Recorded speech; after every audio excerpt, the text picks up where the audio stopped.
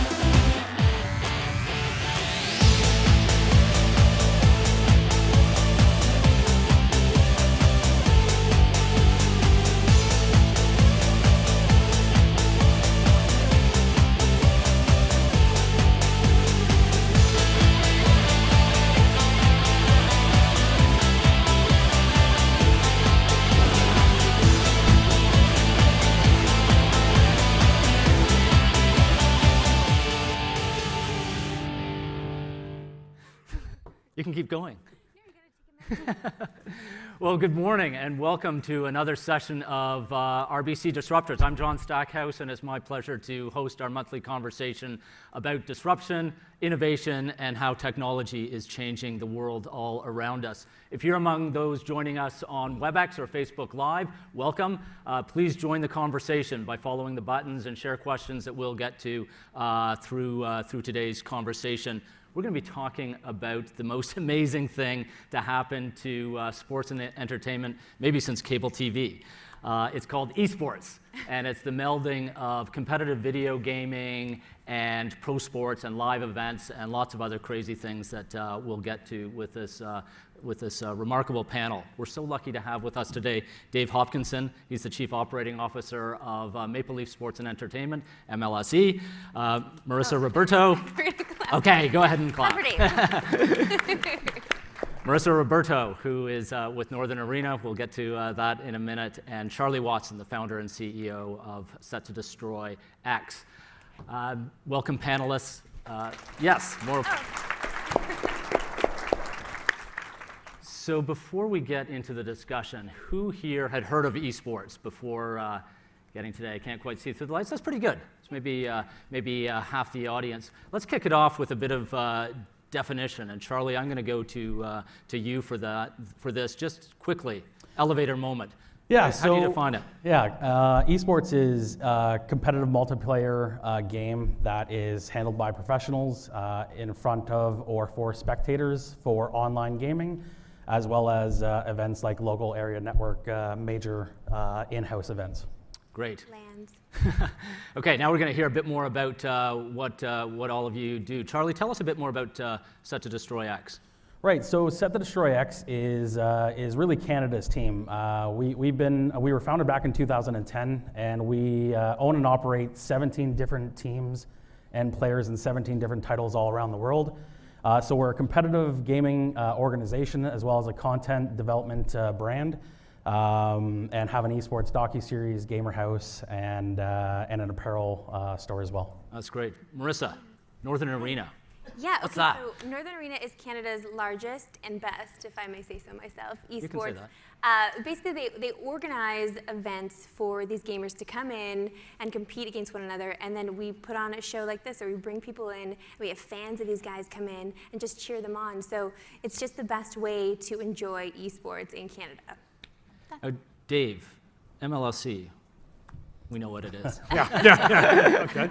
Before we get deeper into the conversation, congratulations on the TFC's championship on the weekend. Thank you. That's amazing.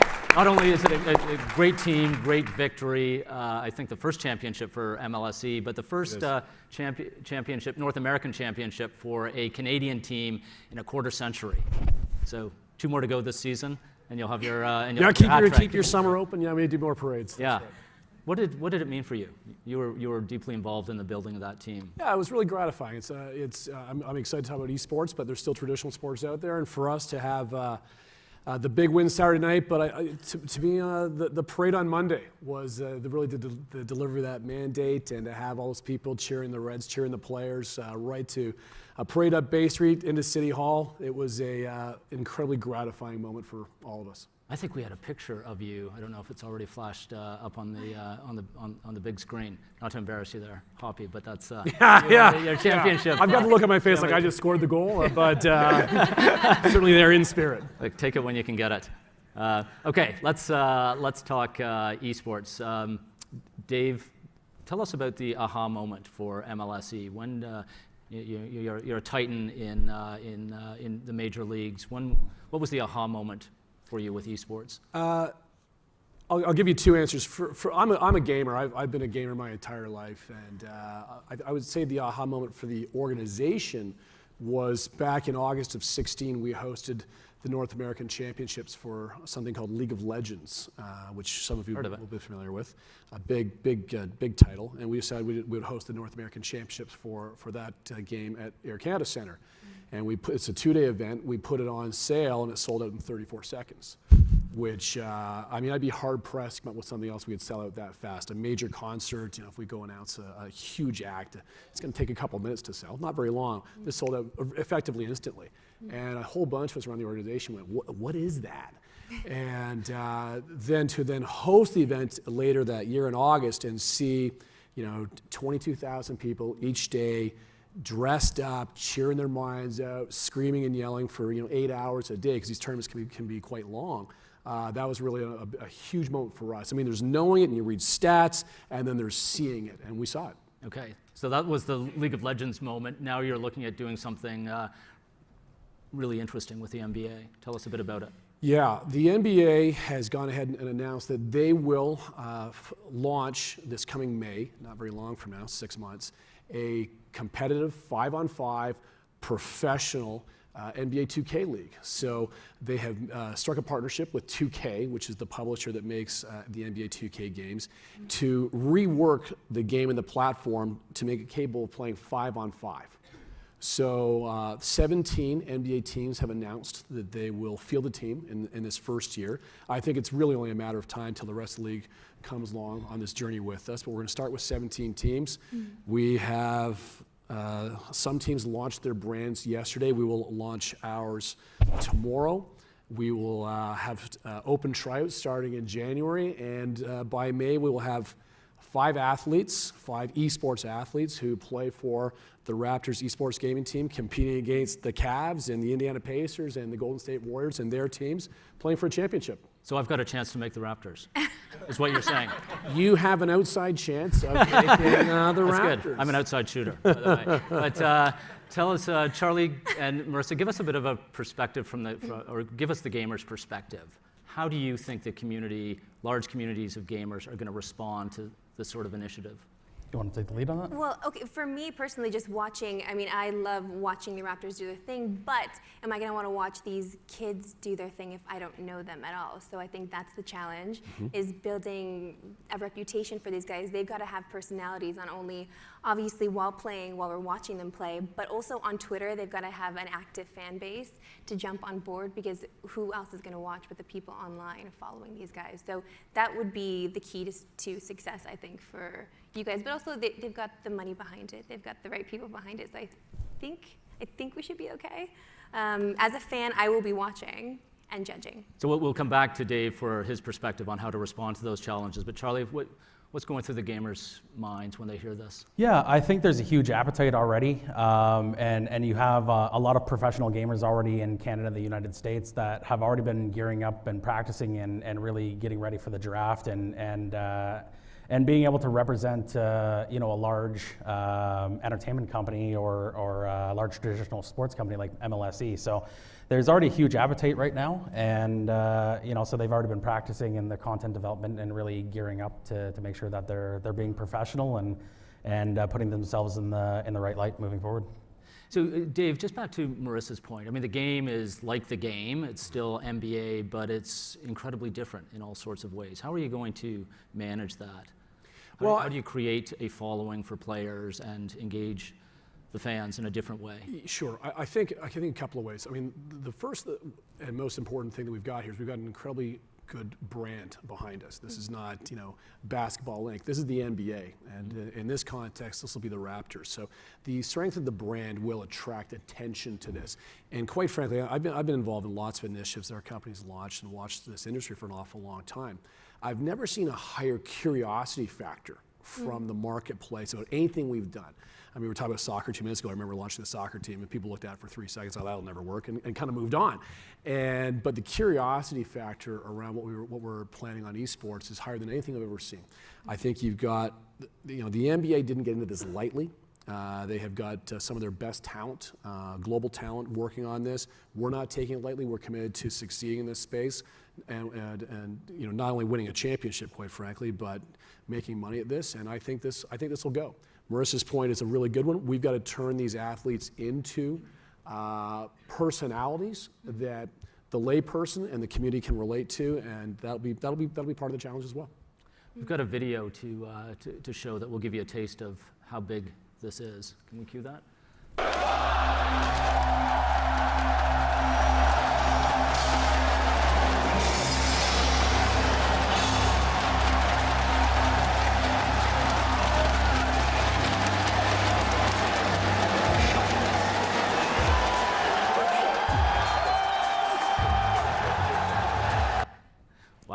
Wow. That was league. Is this going to eclipse traditional sports? I don't know. It depends who you ask. I'm asking you. Okay, well, I'm gonna. So my answer is I don't know. But let me give you a couple of thoughts. Ted Leonsis, who's a friend, a partner of ours, owns Monumental Sports in Washington, owner of the Washington Wizards in the NBA and the Washington Capitals in the NHL. He says that this will dwarf the NBA. This will dwarf the NFL. He thinks that this will exceed traditional sports. For those of you that know Ted's background, he invented AOL, so his reputation as a tech visionary is indisputable. Ted thinks it'll dwarf. For me, I'm not certain. I've seen over my time in sports entertainment, there's always the next thing coming, right? I remember when WWE was going to eclipse everything, go to the moon and eclipse professional sports. And it didn't. It settled into a niche. I remember NASCAR, same thing. I remember UFC, even in this last decade, UFC is going to go past it all. And all those businesses are healthy. All those businesses are successful. None of them eclipsed our business. So I think the future for esports is really, really bright. Does it eclipse? I don't know. In those other experiences or efforts, what held them back? That's a great question. I think each circumstance is different. Each of those businesses have inherent challenges. I think esports has some inherent challenge of right now, the community that plays it is very young, which is both good and bad. It's good if you look in the future. I think in the near term we're going to have some bumps in the road ahead of us, but we're all very encouraged and think that we're going to get through them and have a phenomenally successful business. Right. Charlie, a lot of people see this as a generational play. We've seen a huge decline in millennial watching of pro sports on TV or TV generally. Do you think it's safe to assume that those millennials, and it's particularly young men, will shift to this sort of corporate and commercial environment?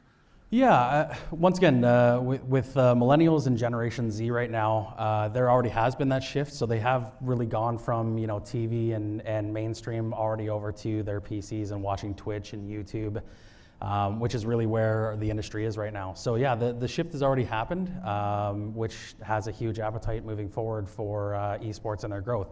And just to kind of go back with what you were talking with Dave here a moment ago is with NASCAR and some of those other things like WWE or WWF at that time, is once again, they didn't really have the social platform. There wasn't a Twitch. There wasn't really a huge voice at that time for those things to even grow to what they thought could have eclipsed other traditional sports. So once again, I think there's a lot of things right now that are positive and the evidence behind it and the numbers behind it.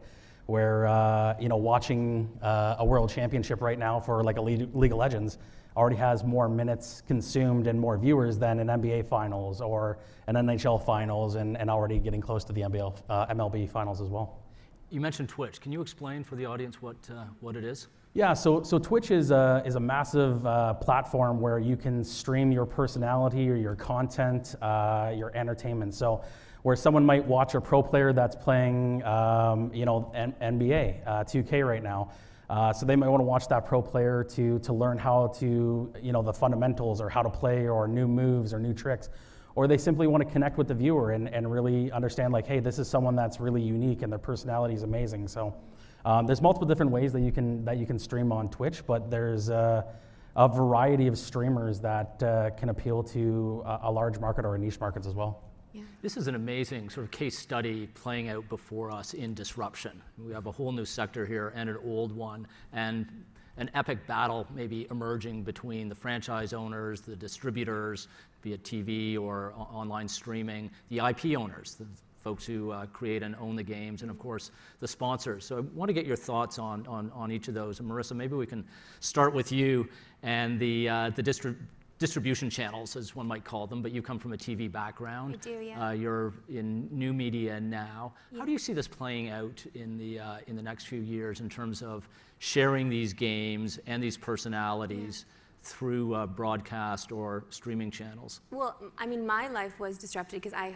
was hosting 2 television shows about video games, but that got taken off the air because everybody was going to Twitch, everybody was going to YouTube. So it's interesting to talk about now going back to TV with video games, but with eSports and bringing that there. I know ESPN is making a play, wants to make a play. E-League has done something fantastic with TV, and they've gotten a lot of viewers there too, but that's the thing, is that they have such a huge online following that they can bring people to television, which they have done, and we've seen numbers for it. So I don't know where it's gonna go, and I don't know if it will be successful on TV, but I would love that. We're making a play for it now too. We're gonna be talking about esports on television through super channels. So, I mean, we'll see.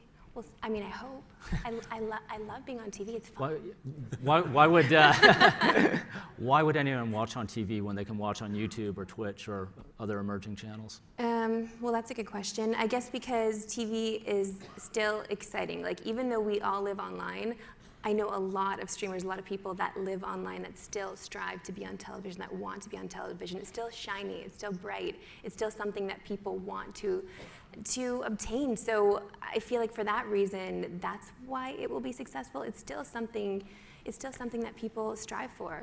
Yeah, just to take it from offline to television, tell mom and dad about it.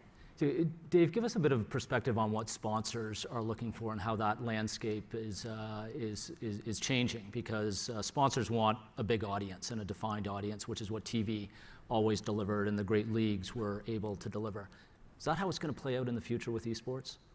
I think it's how it's going to play out in the present and the future, ideally. When I talked about that curiosity factor, and one of the things that has really surprised me is how curious the sponsors are, our partners. And if you look at our traditional sports properties, we've got very healthy sponsorships businesses. It's a nice 9-figure business for MLSE.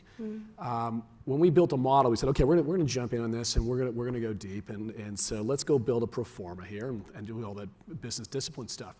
We built a 5-year plan, and our 5-year plan, I don't mind sharing it, was that we would be break even by year 3. And by year 5, as this continues to grow, we'll have recovered all of our total losses. And I'm now able to go back and say, well, realistically, I think we'll make money day 1. And that's really driven by sponsor interest. If we don't sell a ticket to this, that's fine. We will be net positive on sponsor interest. And what we're seeing is, you're right, sponsors are going to chase audiences.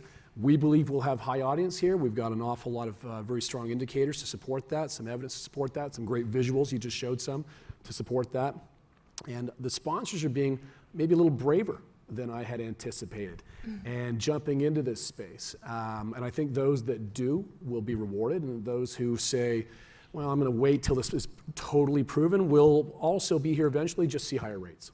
What kind of sponsors are showing the most interest? Is it sort of the usual gang that you've been dealing with, or is there a new generation emerging? We see there are some brands that I really admire that have been, right from day one saying, how can we get involved? Can we help you get this thing stood up? And if you think about, Red Bull would be a really good example. Red Bull's been playing as a sponsor in the esports space and around the margins of traditional sports, jumping out of planes and cliff jumping and everything else. They do, crashed ice. So Red Bull's a great company. and always looking to push the envelope. And I think that esports will be a great area for them to continue to push into. So they were day one saying, how do we get involved? How do we help catalyze this? But now we're seeing auto manufacturers, financial institutions. This is about to go mainstream.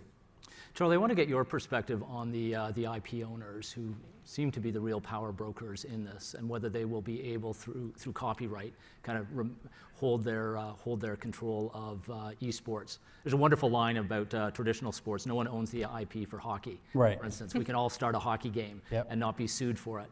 Not so with a lot of esports. How's it going to play out? Yeah, so if we're really talking about the publishers here, so when you have like an Activision, Blizzard, or EA, Tencent, and companies of that nature, of course they really do have the power, and I really believe that really in the last 1, 2, 3 years they've actually increased more in their power, if there's even such a thing. But they have the ability to really create the relationships and say who we want to have a relationship right now. So when you see even like the NBA 2K League right now, and they're saying, all right, well, we want to set up with traditional sports groups. We want to set up in specific cities. We want to set up with even organizations that are already established in esports. And then kind of state here's sponsorships and monies and ways that we can bring advertising and revenue in as well. So. Of course, publishers really do have a lot of the power, from licensing to content to everything in between. So, yeah, they do have a lot of power. But once again, I think another thing right now is you can't underestimate the community as well. So where like a Nintendo and a Sony and an Xbox or Microsoft, excuse me, is really they listen to their communities as well. So I think there's a relationship between the two there. But yeah, I would wholeheartedly agree with you that publishers really do have a lot of power right now. Yeah, but I mean, the community really dictates all of that. Of course. Like all of it. They can take it all away from Yep. the publisher in a second.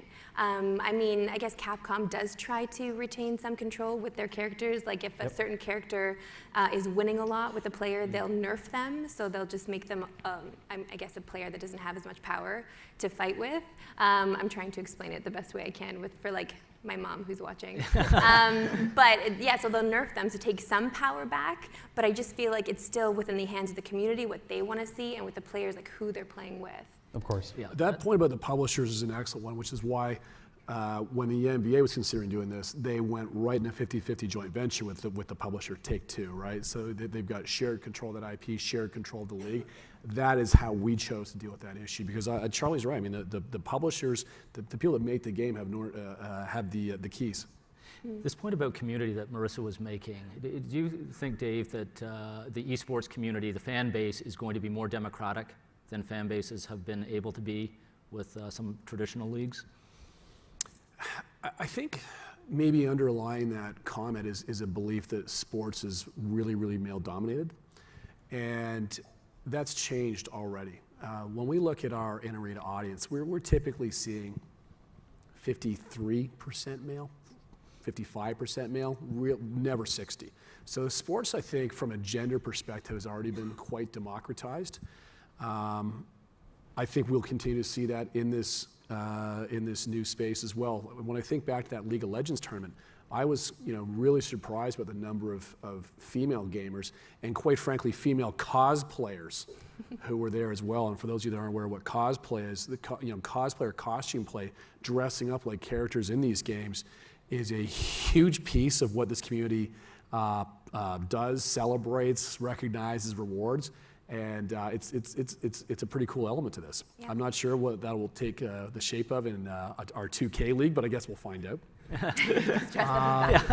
What I do think, the opportunity to further democratize our sport through this venture is the cost of entry is very low.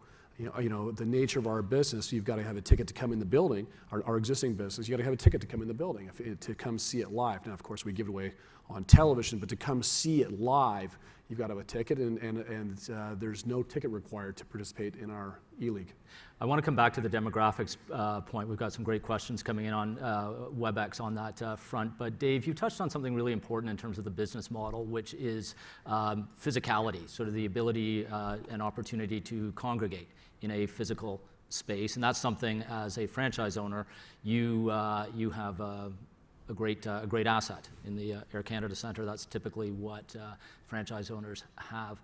How are you going to use physical space in terms of the business model as esports evolves? Sure. So I think... And I want to hear from Marissa and Charlie in terms of how is that really important, actually going somewhere, dressing up, being with others? I think the best way to look at that is the way I view, let's say a Maple Leafs game. If you just want to see the game, if you just want to see the outcome of the game, you should probably stay home. We give it away for free. Everybody in the world's got a 50-inch flat screen now, it seems. It looks great in HD or 4K. You get analysis, you get commentary, you drink your own beer at home. It's a really, really good experience. The beer's cheaper at home. The beer is maybe a little cheaper. It's a very, very, very good experience. So why is our building rammed every night? And the answer for me is that we're not selling the opportunity to see the game. We're selling the opportunity to experience this game with like-minded people. And people want to high-five a stranger, they want to hug a stranger when they win the game, they want to meet people that share the same values. And that ability to congregate is how we build a society. And these teams are very important to the communities in which we play because it brings people together. And I think the exact same thing's going to happen in esports. I think that's why those 22,000 people showed up for the League of Legends tournament. They could have stayed home and watched that on Twitch, but they didn't. They elected to, in many cases, dress up and come down and be part of that community. So I think the physical connection of live events isn't going anywhere. In fact, frankly, that's a trend I think is accelerating. In an increasingly mobile and increasingly connected world, what's very interesting is we're out in the public space, the agora, almost more than ever. So this is good for our business. Marissa, do you buy that? Yeah, that's exactly it. Like this esports thing started with LAN parties. So people just getting together to play video games together in the same space. They could have done that at home. They could have, but they got together because they wanted to get together with the community and just high-five each other, just like Dave said, and just be a part of that whole scene. So getting to be a part of this, we just had a Rocket League tournament recently. So Rocket League is soccer with cars, like souped-up cars, and they're playing soccer. So it's easy to understand because if you understand soccer, you can understand the game. I've never seen so much hype in a crowd before. They're up, they're excited, and they feed everyone with energy, and you see the players get up and they high-five each other, and you get to you see that you experience that viscerally, which is something so valuable for a gamer who's really used to playing at home by himself, maybe online with somebody, but you don't have that connection, that physical connection with someone, which is so important, which is why esports has just become what it is. You mentioned LAN parties. Yeah, what are those? So local area network, Charlie had mentioned it earlier. So just people getting together, they have their own consoles, and they plug it into however many TVs are set up, and that's how it kind of all started. That's right. I don't know what the first game would have been with a LAN party, but... I think it probably goes back to 1993, I could be off by year, but the Nintendo World Championships, right? So that's, which seems like a long time ago. Yeah, so people just get together and they compete against each other, but in person, and they get to just, demoralize someone in person or just build them up in person if they want to as well. But it feels good to do that with a bunch of people around, so yeah. Charlie, sorry, go ahead. We've got a question here from WebEx on demographics. I wonder if you can talk a bit about how demographics is evolving, especially going back to '93. It still seems to be, despite what Dave is seeing at live events, a predominantly male audience. Are you seeing? Yeah. Changes? So it's very fair to say. So you're really that key demographic is really 14 to 34 year old from a viewer, and from a competitor you're kind of in that 16 to 25-year-old range. And yeah, it's pretty close to what David mentioned. It's kind of that 55, 60, maybe even a little bit higher male dominated. But yeah, it's and Canada has a great as it really increased in terms of the regions of esports and growth as well. So where Canada might have been 7th or 8th on the region totem pole even a year or two ago, I believe it's really moved up to about the 4th hole right now from the work of Northern Arena and the likes of World Gaming and Cineplex and millennial I can't speak right now. Millennial esports here in Toronto as well. So it's you're starting to see the demographic shift a little bit right now. You are starting to see more females come into that space and really claim a stake in the industry as well. Let's talk a bit about the gamers. There's a great question here from Facebook that maybe plays off that. And Dave, you might be able to field this about the Olympics and this push for having eSports as part of the Olympics. 2024, really? Is it that close? I don't have a point of view on that. And maybe one of the other, maybe Marissa or Charlie does, but no, I don't really. But I guess the broader question is this becoming a more organized, professionalized activity for athletes? And are they athletes? So we were asking a bunch of interesting questions there. So in our view, yes, they're athletes. And I think if you go back, our race car drivers athletes. I remember that question being asked. Maybe it was during the big rise in NASCAR there. And absolutely, they're athletes. The physical demands on the drivers in the car, the temperatures, the intensity of focus, the connection between the mind, the body, and putting that all together, they're absolutely athletes. That's to me, that's almost an answered question now. I think we all agree on that. Listen, esports gamers. I think if I hand I read some statistics. If you hand a controller to a non-gamer, they're going to make about 12 moves a minute. If an inexperienced gamer, if you hand a controller to an experienced gamer, maybe somebody like myself, I might make 80 moves a minute. Some of these esports gamers are making 300 moves a minute. So they are able to do something with their mind and their motor skills. Yes, the motor skills are maybe in a smaller space, but around focus and connecting the body, in my opinion, these are athletes. With respect to the professionalization of this, look, I think this is a very, very good thing. Esports right now, and with all due respect to the hard work Marissa's doing and Charlie's doing and people are doing around the world, I think it is still, in the fringes, is not in the mainstream yet. The NBA is going to help put this right in the mainstream, drag this into the light, and professionalize it. And when we professionalize it, we're going to accelerate this. So this can be a little disruptive, I think, for the traditional esports community. But I think that as this goes mainstream and gets professionalizes, it gets bigger faster. There's another question just coming up on the screen that might play off that in terms of how traditional athletes feel about this. One of the things that's interesting about our 2K League is that the esports athletes, the esports gamers, will not play NBA athletes. Okay, so they're going to build, so when you make our team, as we talked about earlier, you will build a John Stackhouse avatar. And it will be your avatar and mine and Charlie's and Marissa's and a fifth person to play the Cleveland Cavaliers avatars. It won't be DeMar DeRozan and Kyle Lowry versus LeBron. And so right now, this is not something that, at least in our NBA league, really matters very much, the players, as it relates to what they do for the Raptors or for their respective NBA teams. What I will tell you is a lot of our athletes are gamers, and they love it. And they're young men, and when they go on the road, they take their Xbox and their PlayStations. That was my mic. It's okay. We're all good. Yeah. All right. Safety first. They take their Xboxes, their PlayStations with them, and they play on the road. They are in this community to different extents, but they typically love it. Are we going to see any double threats? I kind of hope not. I think we're going to draw a real connection between our Raptors esports athletes and our Raptors. And I think when I referred to the brand earlier, it'll be very important that our esports team feels, and that the market feels, that they are connected to the Raptors. So if you look at what we did with the Raptors G League team, our 905 team, our development team for the Raptors, who won the championship back in the spring. Shout out. Yeah, congratulations, boys. They feel like part of the Raptors. They recognize they're playing in a different league. They recognize they're not making the money that the NBA players are making, but they feel connected to the Raptors. And from a brand architecture perspective, it's very closely aligned, of course, Raptors 905.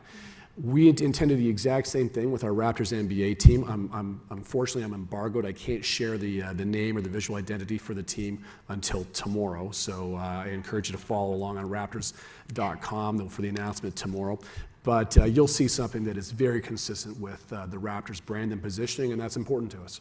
Let's have a little competition here to name the team while it's still in play. Marissa, That do you have ship may have sailed. I'm excited. I'll go to, what did you say? What was the website? Raptors.com. Okay, That's, you should be able to find that one. Make sure you get there, yeah. This is fascinating about the development of the athletes, and Charlie and Marissa would love to get your perspective on how you see that changing and this idea of the professionalization of the gamer. Is that going to follow the same course that we've seen over the decades in other sports in terms of the income that they're making, the amount of training that goes into it, the ecosystem that is built, the economy that's built around them? Charlie, you deal with a lot of these folks. What are you seeing? Yeah, so for instance, we have 61 contracted professional gamers under Set the Destroy X, and these are individuals that from anywhere put in 12 hours to 18 hours a day. And it's not that we set the benchmark and saying, hey, you have to practice 18 hours a day, but it's so important that you have your sleep, you're eating well, exercise, healthy lifestyle is so important. And then being able to surround yourself with good people, that's so important to being able to be successful in our industry.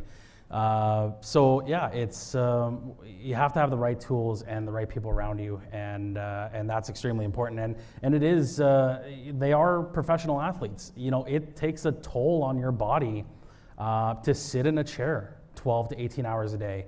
And you have individuals that have, arm and wrist and finger problems based on the amount of times that they're clicking a mouse.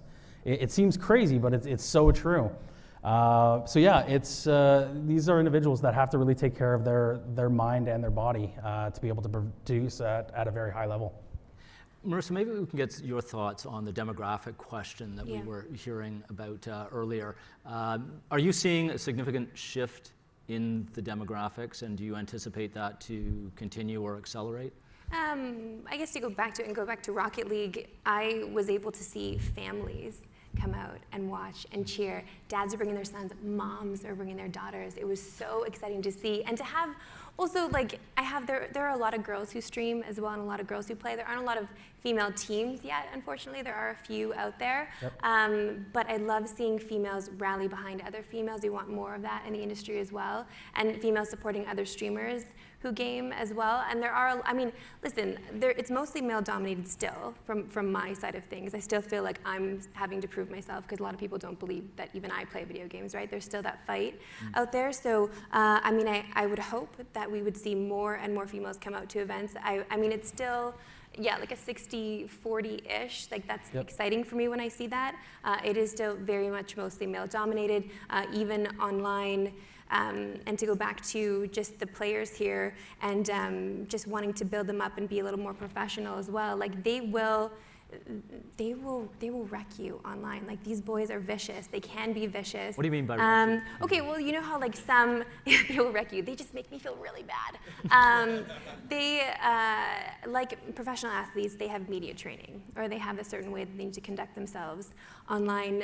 A lot of these athletes, a lot of these eSport players don't, they have no filter on Twitter or whatever it is, and they will hold anybody accountable.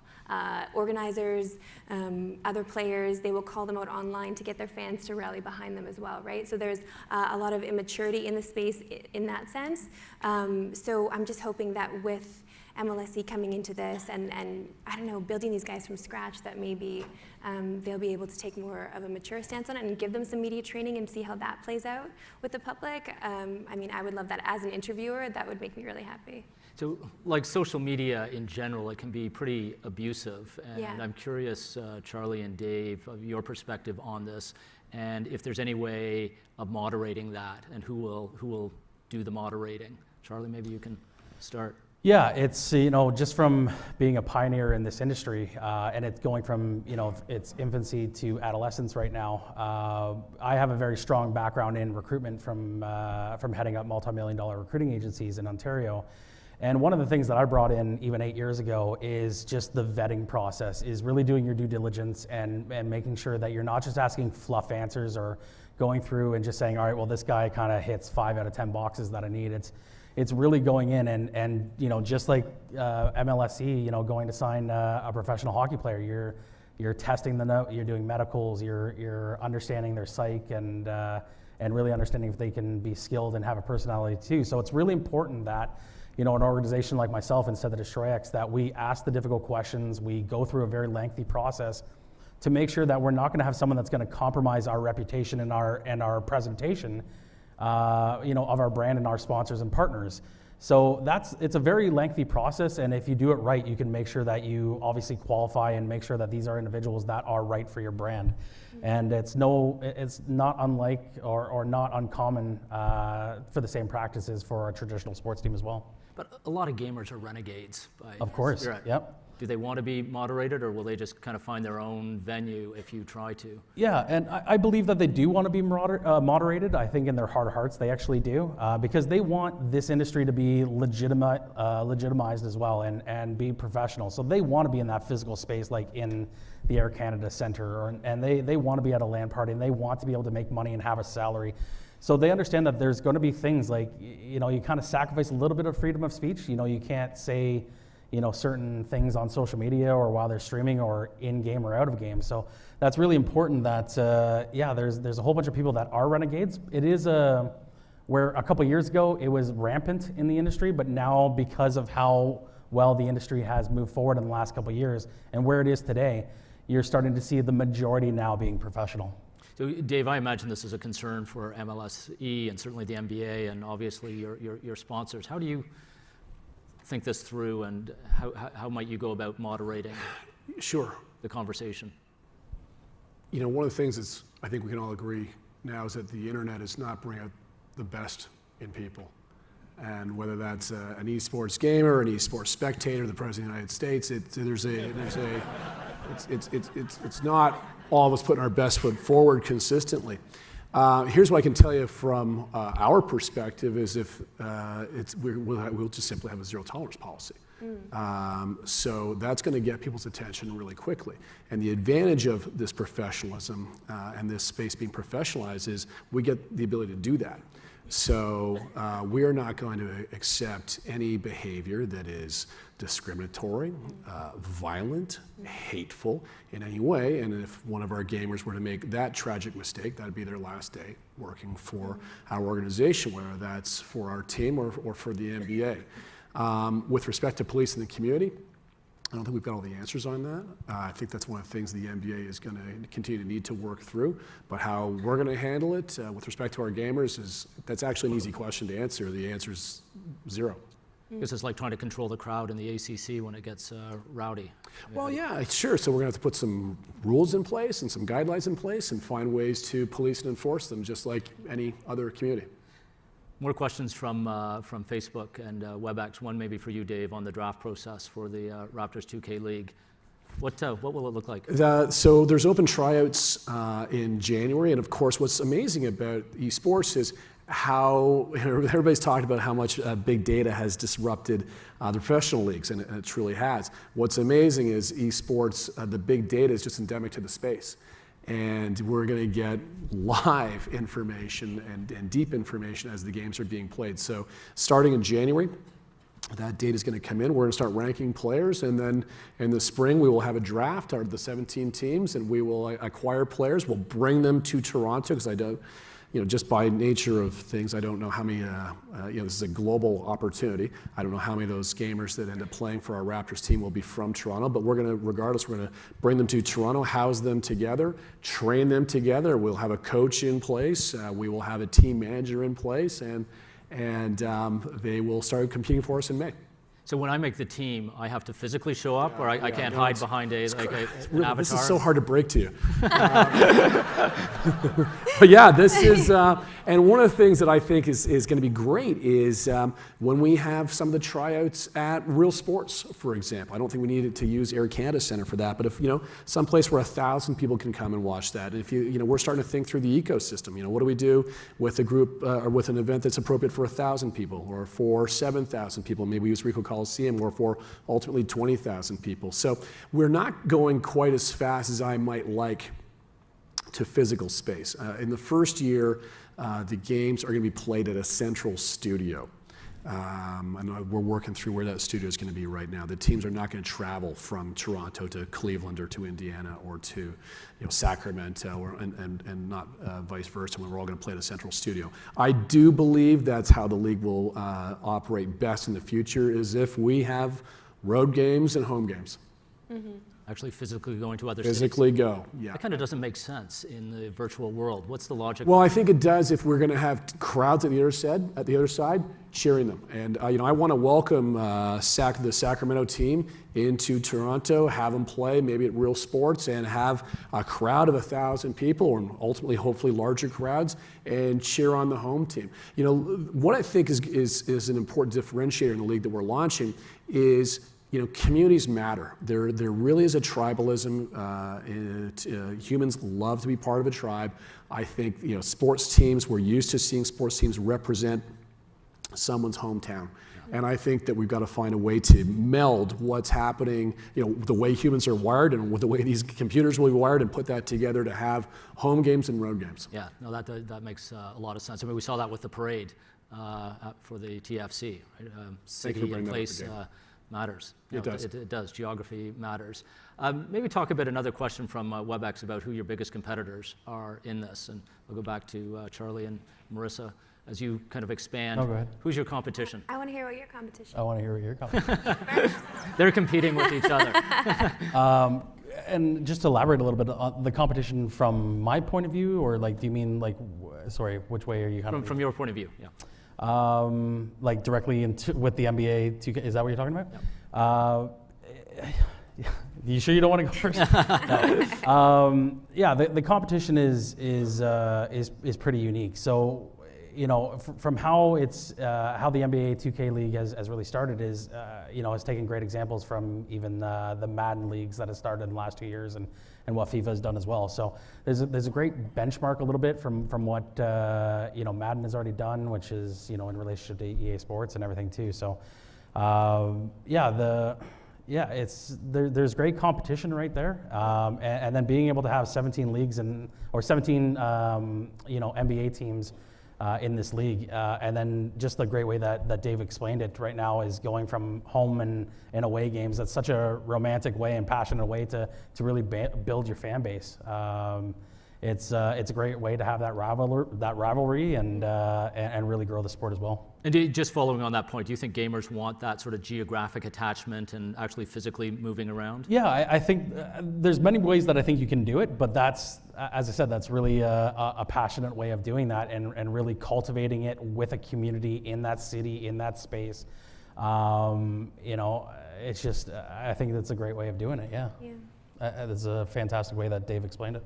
Marissa? Yeah, I mean, personally for Northern Arena, I don't see MLSE as competition. I see them as building the sport even more and bringing more people into Canada and aware of what we've got up here as well in terms of athletes and just a place for people to come and watch other people game. So I feel like it only adds to the sport, it only builds the community even more. With Northern Arena, we facilitate and we host a lot of different games and a lot of different athletes. So with Dave just doing NBA, it's fine. You're not taking any of my competition. We're okay. Okay, good. Yeah. Got another question here about contracts. Maybe Dave and Charlie, you can speak to this. What does a typical contract look like in this space? Well, we're working through that. But what's very clear is that, at least for the NBA 2K League, these athletes will be paid. We're working through the specifics now, but it's good money for a short season.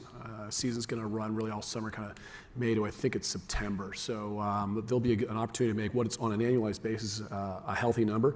I'm not sure I have all the answers on term right now, and we're working through some of that. Yeah, so the finances will be worked out. But Charlie, what are gamers looking for in contracts? Yeah, so it's being able to have partners and sponsors so that you have equipment. Salary is important. Once again, knowing where your apparel and merchandise and being really to have an organization like Set the Destroy X that really acts as your business manager and your agent and your coach and really your developer as well. So As it's important to really have the liability and NDAs and everything like that, but there has to be goals in terms of content creation and ultimately having a healthy lifestyle as well is really important. So yeah, there's many things that have to be built within in a contract, and once again, now that it's becoming even more legitimate and professionalized. So having an MLSE come in and really saying, hey, here's they're dictating what's in this contract is really going to help our industry as a whole as well. Just bringing them into our competitions too. Sometimes the players with orgs and they have a big following will ask for appearance fees as well. That's a thing in this industry too. So I don't know if your boys are going to have big heads, Dave. Start asking for.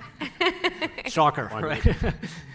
You're used to that, I suspect. Yeah, there are some egos. Yes. Charlie, you mentioned healthy lifestyles, and this draws on another question that's popped up about sort of the impression of this business as being unhealthy. Is that a fair impression? And if it is, what can be done to make it healthier? Yeah, it's a very fair assessment. There can be a lot of toxicity with someone. When you go to like an NHL game, you see players chirp a little bit at each other, and that's kind of a competitive atmosphere, and you understand that.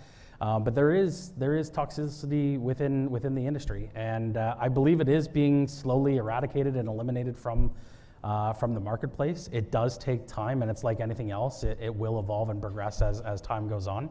But yeah, it's from a mental point of view and from a physical point of view, it's, there's a lot of people that don't eat right and sleep right and drink well and take care of their bodies to be able to even sit and play the game on a long-term basis. So yeah, there's still a lot of education, as much as we're educating the audience here today and the people that are watching at home about esports as a whole. There's still an education process that an organization like myself or an MLSE that has to have with that content creator or that professional player and stating, you know what, we want you to be successful, and here's a great guideline of how to do that, and we're going to support you from A to Z. And that's really important to being successful as well. Marissa, you get a good view of a good range of players. Do you think that it's becoming a healthier activity, or is that still a long ways off? Yeah, but with the organizations backing them, yes, they put, some teams even have like somebody that manages their health. Like they come in and they prep meals for them. They make sure they're on a strict regime, and that's really important. And you see them excel a little bit more. When we had CS:GO guys come in, they all had their espresso in the morning, like for them to be ready to go. No more energy drinks. They're trying to take those away as well, because it just, I don't know, you can make a player shaky as well, right? These guys are addicted to these things because they've been playing online and staying up late, playing for so long that they've just been chugging them back. So you have to like take away that stuff, take away the toxicity of just being a gamer as well. Because when I play video games, I don't know about Dave, but when I play video games, I eat a lot of snacks and a lot of junk food, and it's just bad for you. And this is what these gamers are used to as well, right? So you want to facilitate that healthy lifestyle just to really bring them to the next level, like be a legitimate athlete. Dave, do you see organizations like MLSE eventually taking this into more formally into the youth space, having amateur leagues or feeder systems like you do in basketball? Yeah, that's a great question. I'm not sure we've looked that far down the road. We're really very focused on getting stood up for May, but that would make sense. I can tell you, I think through this, if I want to share this. We've already had some conversations with some gamers as we understand the space, who we think might make a very good fit for our team once the draft opens up. So, I think one of the things I know is we're going to be very focused on winning this thing. Mm-hmm. We're not here just to play around and see where this goes. We want to win. And that means we're going to need to have a very good sense of where our next athletes are going to come from. And so some sort of a feeder system, or paying attention to people that aren't ready to go pro yet but might be ready to go pro soon and play for us, that's intelligent. It's great to hear an organization that wins wants to win more. That's wonderful. It's good. Yeah, it feels pretty good. We could get hooked on this. Yeah, keep at it. Just as we're moving towards wrap up, the holidays are coming. A lot of time for gift exchange. Curious what you're each hoping for in terms of games, what you're enjoying now, and what you're really hoping to get in the next few weeks. I want time to play. We've had a busy year. I'm going to take some time with my family here. I'm actually presently playing Star Wars Battlefront 2 with a couple of friends online. It's a It's 20 on 20. It's a great game. I'd like to spend some time getting better at it, so I'm not getting slaughtered at it every day. So these are great tips for people who are thinking about gifts. So that's what you're enjoying now, and you'll play it through the holidays. Yeah, Melissa? I mean, Dave, you like the online competition. I'm more of a solitary gamer. I really enjoy. I like watching these guys, but when I play games, I need to be by myself. I need to have my own experiences. So I really love a game called Skyrim. It just came out for Switch. Yeah, Skyrim. And Switch is an incredible device. It's an incredible machine. You can plug it into your TV. You can take it on the go with you. So if you travel a lot, it's been lovely for gamers. Nintendo's had a really good year. And for Xbox, PUBG just came out. I don't know if you know anything about PUBG. Yes, PUBG. So that's a huge esport as well. And now it's on a console, which is cool. So if you don't PC game like me, I play on console. So PUBG, I'm going to be living that PUBG life this holiday season for sure. Charlie, gift recommendations. I'm a big homebody for H1Z1, so I love that game, and hopefully there's some fans in the crowd here as well. But so the H1Z1 has like their brand new Pro League that's coming out next year, and that we're really excited to hopefully be part of that as well. So H1 is huge for me and my organization, and you can do that solo or duos or in a fives group, and that's a lot of fun. So I really enjoy H1Z1. So before we wrap up and thank our guests, we'd like to make a charitable contribution on their behalf. Dave has selected the MLSE Foundation, Marissa the Sick Kids Foundation, and Charlie the prostate cancer. So thank you all for an amazing conversation. Thank you for supporting those wonderful charities. That's generous of you, and good luck with all you're doing. This is fantastic. Thank you. Wonderful. Thanks for having us. Thank you. Thanks to the audience, both here present at the RBC Water Park Place and watching on Facebook and WebEx. Please mark your calendars for the next RBC Disruptors, January 17th, when we'll be talking to Sidewalk Labs and hearing about what they're doing with Quayside and the waterfront, creating the digital city of the future. Until then, happy holidays, happy New Year, and keep disrupting. Thank you all.